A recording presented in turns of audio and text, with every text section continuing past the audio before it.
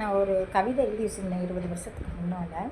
அந்த கவிதையை நான் இப்போ சொல்கிறேன் உங்களுக்கு. டாக்டரும் டைலரும் ஒன்று தான். எப்படின்னு பாருங்கள். டாக்டர் எப்பயுமே டெஸ்ட்டாக தலையில் கழுத்தில் போட்டிருப்பாங்க. அதே மாதிரி டெய்லர் நாங்களும் கழுத்தில் டேப் போட்டிருப்போம். அவங்களுக்கு டெஸ்டாக்கும் எங்களுக்கு டேப். ஓகே, அதே மாதிரி அவங்கள்ட்டையும் ஊசி இருக்கும், எங்ககிட்டையும் ஊசி இருக்கும். அவங்கக்கிட்டையும் நரம்பு இருக்கும் தைக்கிறதுக்கு, எங்ககிட்ட நரம்பு நூல் எல்லாமே இருக்கும் தைக்க.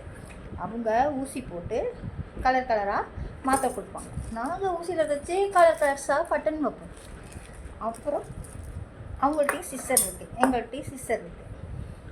அது மாதிரி நிறையா அவங்கள்ட்டையும் எங்களுக்கும் ஒற்றுமையாக இருக்கும். அந்த இது என்ன, நான் தப்பாக ஊசி போட்டாங்கன்னா உயிர் போயிடும், நாங்கள் தப்பாக தைச்சிட்டோம்னா சட்டை போயிடும். அவங்கள விட நாங்கள் தான் பெஸ்ட்டு.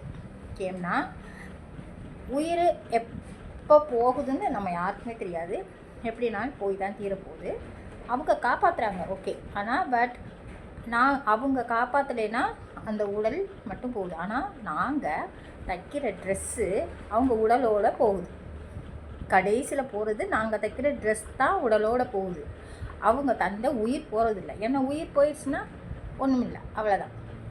ஆனால் ஒரு டாக்டரே எல்லா சேவைகளும் செஞ்சு வயசாகி இறந்தாங்கனாலும் நாங்கள் தைக்கிற ட்ரெஸ் தான் அவங்க உடலில் போட்டு அடக்கம் பண்ணுறாங்க.